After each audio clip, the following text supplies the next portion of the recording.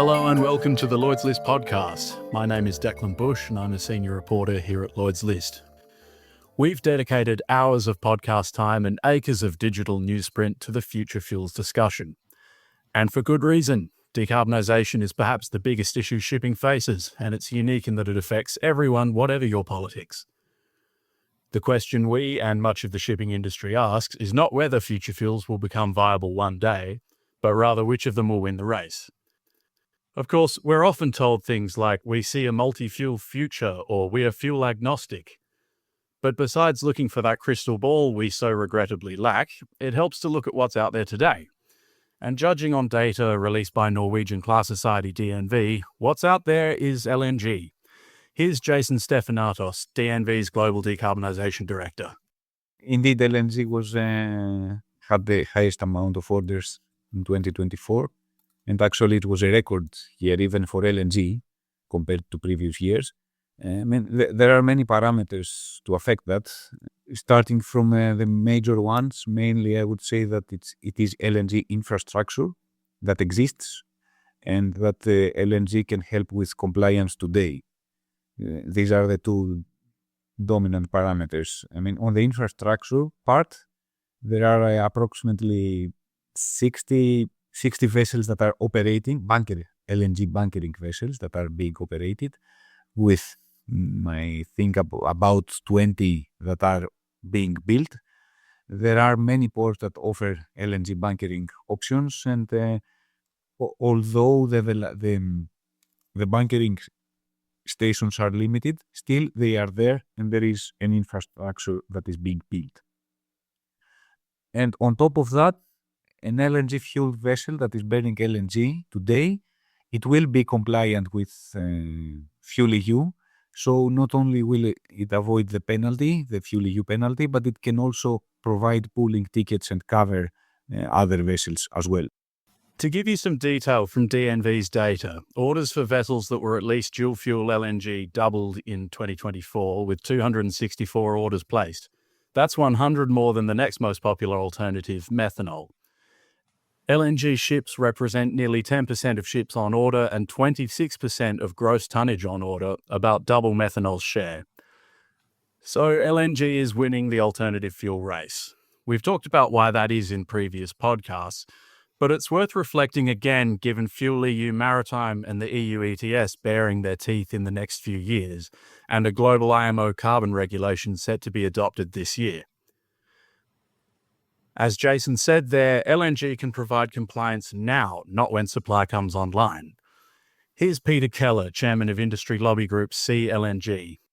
One of the things we have been talking about at Sea-LNG is that the LNG pathway provides a practical and realistic alternative today that can protect an owner against the IMO regulations at least through 2039.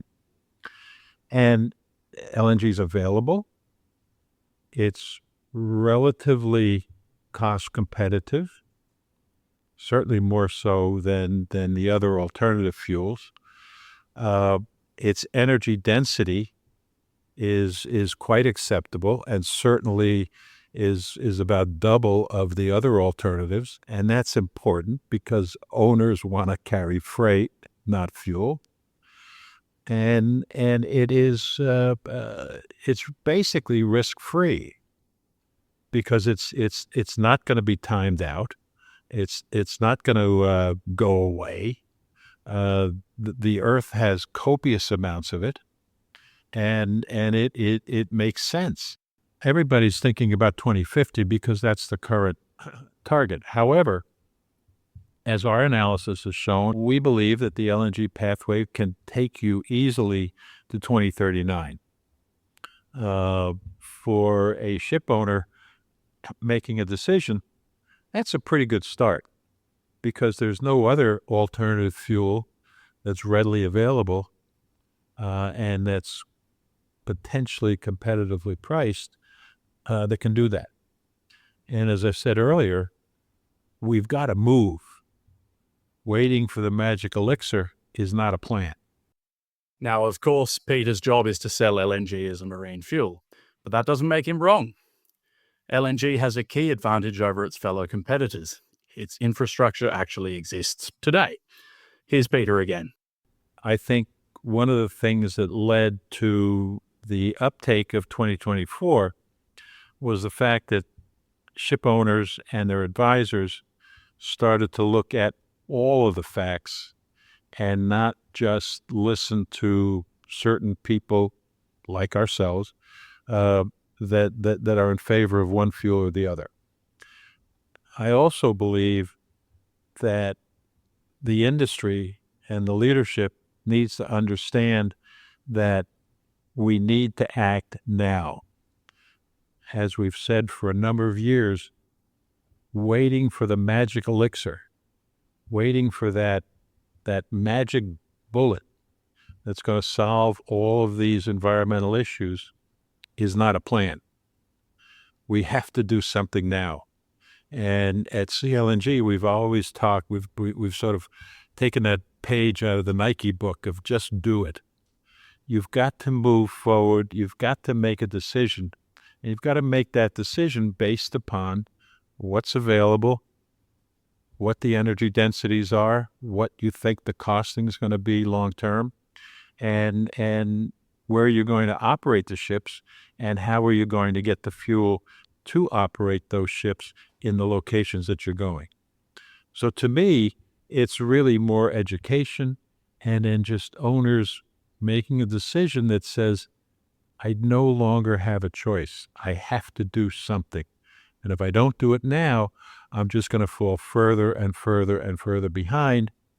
And commercially, as the commercial enterprises and the consumers continue to be more environmentally conscious, that's going to flow down, and it's going to go from the shopper at Walmart or the shopper at the Carrefour or the shopper at Mason's, and it's going to go all the way down to the shipping companies, just as we saw with automobiles and the fact that some 90+% of all new PCTCs for the car markets are alternative fuel, LNG. Now, the majority of shipping companies are not going to move first on alternative fuel, whichever fuel that is.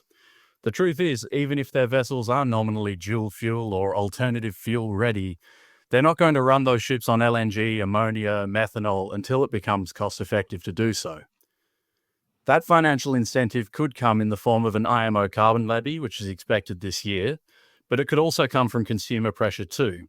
And while shipping might see itself as insulated from customer pressure to go greener, that pressure is going to be there, especially for container shipping. The consumer ultimately will decide what they're prepared to pay for and what they really want. So far, we have seen that they're not prepared to pay for it. They want it, but they're not yet prepared to pay for it. Whether or not that changes, I think ultimately, if they continue to demand it, and if governments and regulators continue to demand it, there's going to be no choice but the consumer is going to pay for it. Ultimately, the consumer will always pay for it.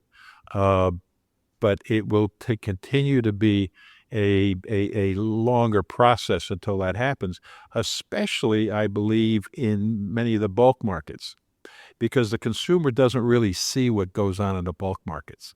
The consumer sees a little bit what goes on in the container markets. They see a little bit of what goes on in the PCTC market. But when we get into the bulk markets, they really don't see that, and they don't feel that. But it will be the container markets, I think, and in the cruise markets that will dictate a lot of that, because that's what the consumers see. So LNG provides a way out of European regulation now, and will probably do the same for any IMO measure finally agreed this year. And crucially, you can bunker it today, at ports that matter. But what's the catch? Jason reminds us that compliance may not last forever. We see different technologies have different methane slip, and this will lead to different intensity index. And the reason is that the EU has included methane as a greenhouse gas. Methane has a much more big impact to the environment compared to CO2. So based on the formulas that Fuel-EU provides, it can really have some big impact. So if we talk about four-stroke engines, the methane slip, the default methane slip is so high that it's very similar to having liquid fossil fuel, the traditional fuels like LFO and HFO. But when we go to the two-stroke engines, we see that they can decrease significantly the index, and assuming that we use the whole consumption is covered by LNG, then we see that it can provide compliance until 2035 or even 2040 for specific cases. And after that, as the regulation is gradually becoming more strict, it will go to a non-compliance area, but it will not be that hard. So with the addition of a small bio part, it could be that the compliance is extended. So for an LNG vessel that is being ordered today, I think it can go quite a lot for Fuel-EU with being compliant. The amount of methane slip from LNG engines and its impact has been debated back and forth for years now. Research groups like the International Council on Clean Transportation argue methane slip is worse than it looks, while engine makers like Wärtsilä say it's all under control. Here's Peter again. Well, first and foremost, the idea that I, as a ship operator, am going to buy fuel and then allow that fuel to slip off after I paid for it never made a lot of sense to me, which is why my company, when we built the world's first LNG-powered container ships, we went for the high-pressure system that had little, if any, slip. I think what's happening with the realization of slip, the OEMs recognizing that the engine manufacturers recognizing that there's an issue and recognizing that buyers of their engines did not want to waste fuel either, they got on the stick and basically have made tremendous strides in reducing slip. Likewise, the energy producers have made a lot of changes in a lot of fields, and right now you can define the field that the fuel is coming from as to what the slip might be, and that's an important consideration in some places.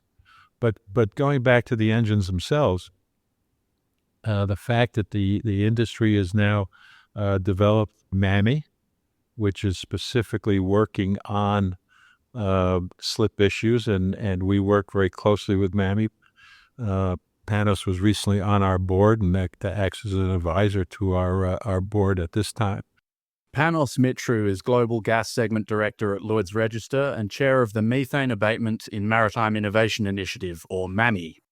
We certainly see from talking to the OEMs, as well as looking at the technologies that MAMI is looking at, slip is not going to be a major issue by the end of this decade.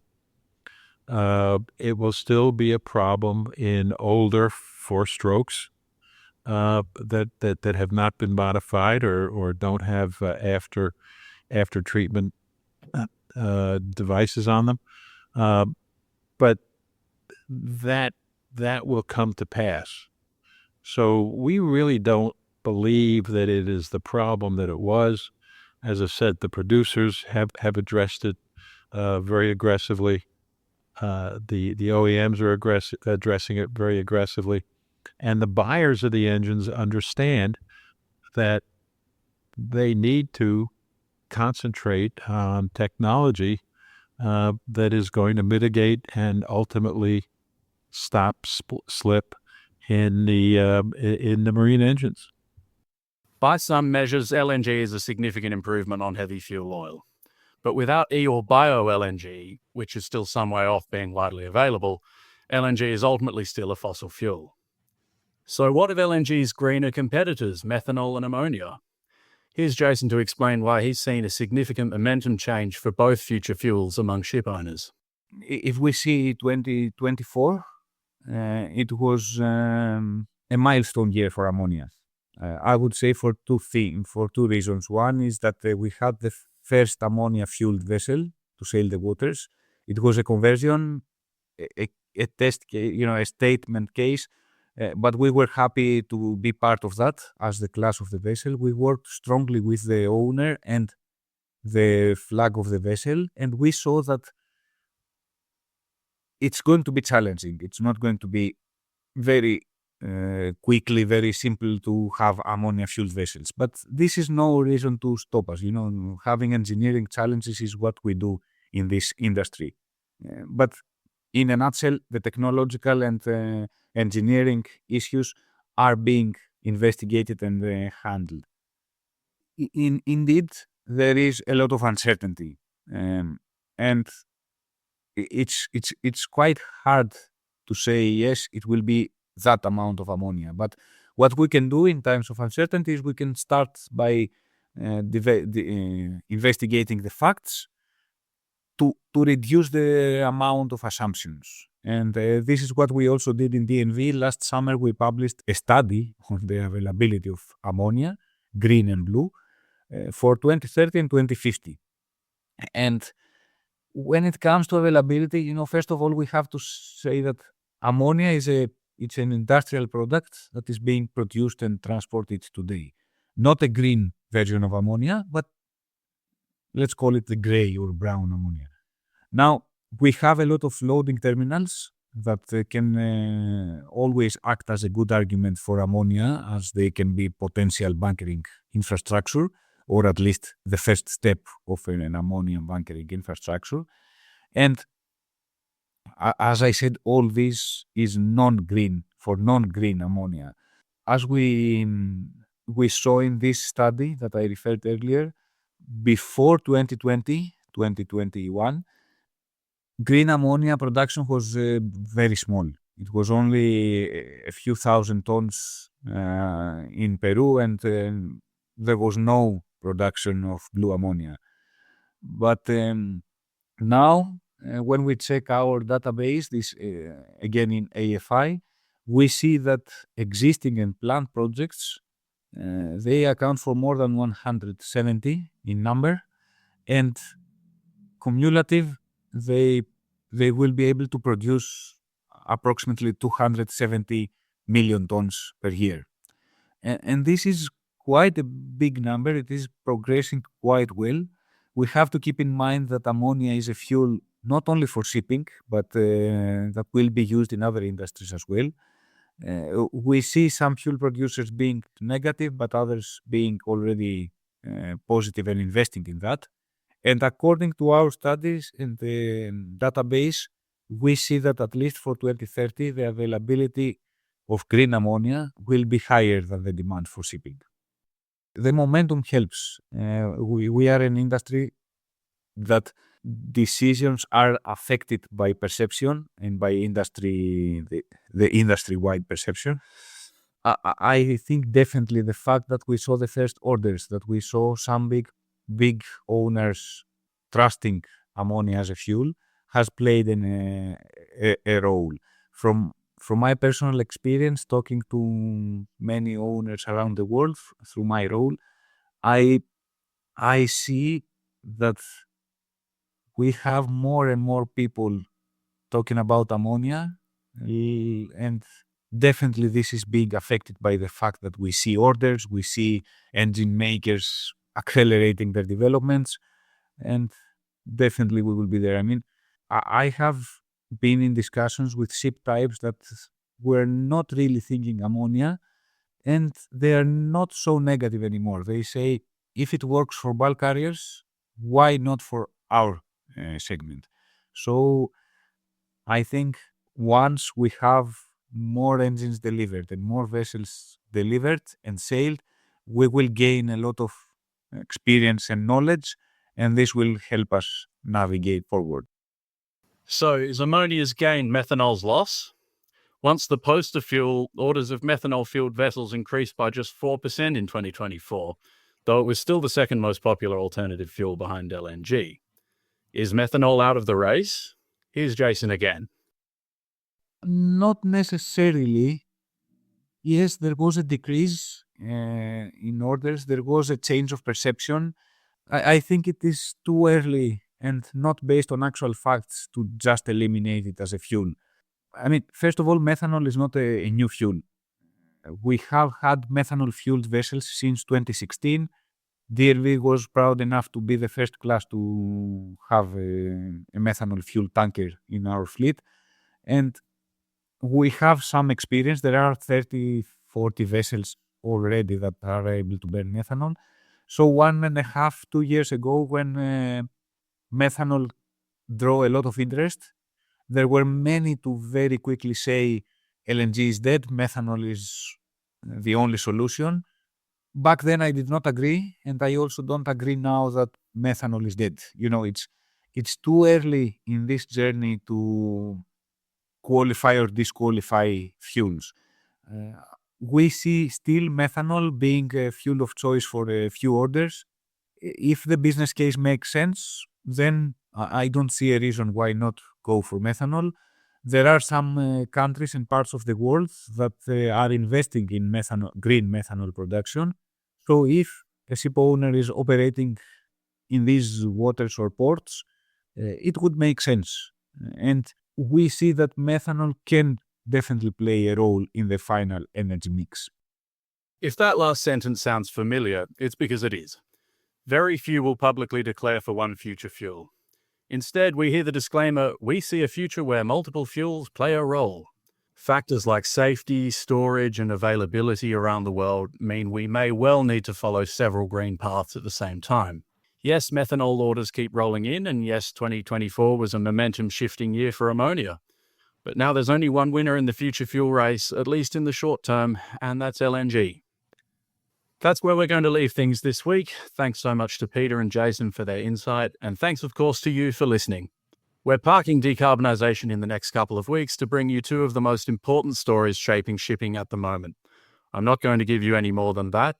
You'll have to tune in next Monday to find out more. Don't forget you can listen to every episode of the Lloyd's List podcast on SoundCloud, Spotify, or via the Lloyd's List app. Thank you so much for listening. Speak to you soon.